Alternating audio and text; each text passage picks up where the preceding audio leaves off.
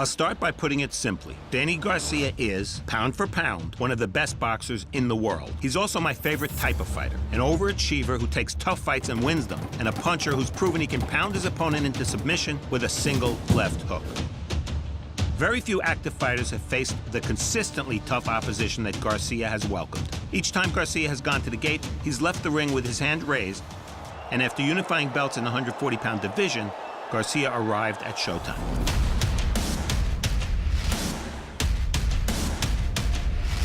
On the first boxing card at the Barclays Center in Brooklyn, Garcia was rematched with the aging veteran Erik Morales.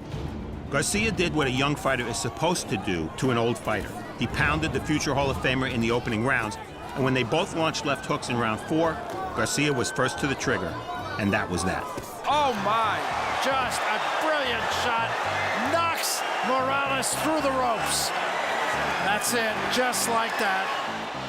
Danny Garcia, tremendous possibilities in a 140-pound division that he may have in his future. And this is a case of the king is dead, long live the king. Morales had been a great champion. He never fought again.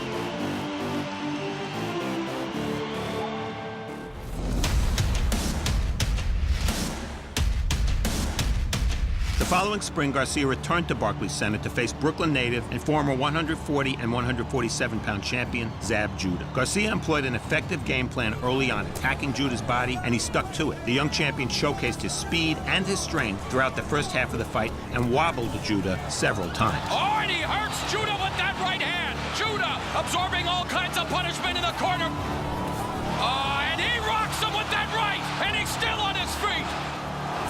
Then in the 8th round, Garcia countered Judah and sent the veteran to the canvas with a right hand. Great exchange, and down goes Judah. Straight right hand through the guard. Judah showed his resilience by coming back strong after the knockdown and outfought Garcia toward the end of the fight. Blood now trickling down from the hairline of the champion. But Garcia stood tall, and the two traded shots until the final bell. Magnificent. Fucking magnificent. Danny Swift Garcia, he remains the unified 140-pound champion, improving to 26-0.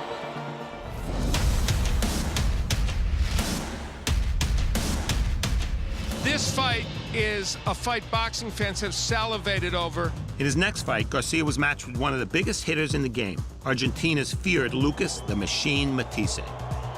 I was no different than almost everybody else. I thought Matisse would win by knockout. Matisse started strongly and dominated the first half of the fight. And Matisse going on the attack. Oh my, that left hook had some thunder on it. The Argentine quickly racked up a lead, winning 5 of the first 6 rounds on all 3 cards. Wake the fuck up! Let's go, Dad! Let's go! Dad, let's go! And after some motivating words from his father, Garcia put on a clinic of clean counterpunching and effective combinations, rendering Matisse's eyes completely shut. He's gaining confidence as the fight's going on. Oh, what a 4-punch combination! Heading into the championship rounds, the fight was still up for grabs. Early in the 11th, Matisse rocked Garcia with a right hand that sent his mouthpiece flying. Garcia rallied, however, and sent Matisse to the canvas for the first time in his career. Right hand to the body, 3-punch combination. Garcia has Matisse down! An action-packed 12th round closed out an action-packed fight. And a dynamite close to this championship bout! We were headed to the scorecards. And still. Garcia won by close but unanimous decision, and with this victory established himself as the man to beat in the 140-pound division.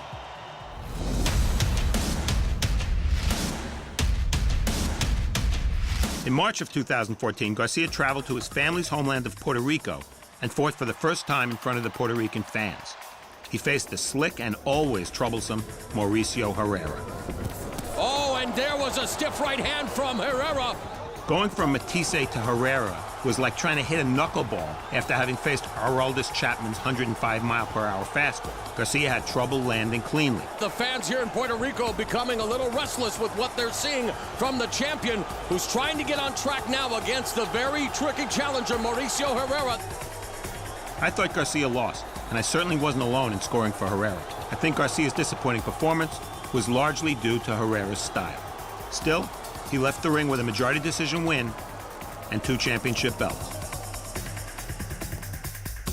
Beginning in 2015, Garcia's next 3 fights were all on primetime television and in a new division, welterweight.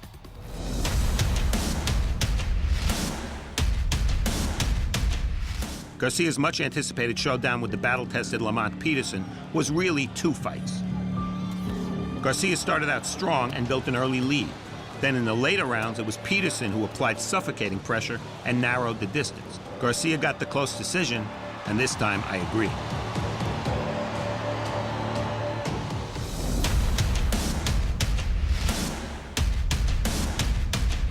Garcia returned in August and faced master boxer Paulie Malignaggi, who provided a different kind of test. This was a matchup of fighters heading in opposite directions. The steady pressure of Garcia, if it doesn't get you early, it'll get you late. And it's starting to look that way here. Indeed, Garcia proved too strong. His focus never wavered, and the fight was stopped in the 9th round.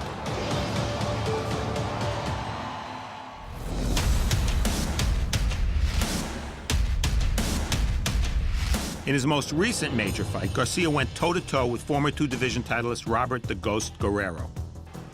If Garcia needed to assume the role of aggressor versus Malignaggi, he was wise to play boxer versus Guerrero, who's among the most physical welterweights in the world. Garcia showed maturity, dimension, and creativity in coming on strongly in the second half to close out the fight. I thought Garcia fought with both skill and intelligence, something we've grown accustomed to seeing from him.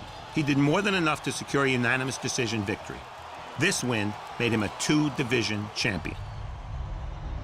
Danny Garcia is now 33-0 and a champion at welterweight, a division that remains the deepest and most talented in boxing. Garcia was an underdog for his fight with Amir Khan. He was an underdog for his fight with Lucas Matisse. And on March 4th, he'll be an underdog for the biggest fight of his career, a welterweight unification showdown with fellow unbeaten world champion Keith Thurman that will air in prime time on CBS. Once more, Garcia's mission is to make a mockery of the odds. He hasn't yet proven that he's the top dog at 147 pounds, but neither Thurman nor anybody else can claim that spot without first beating him.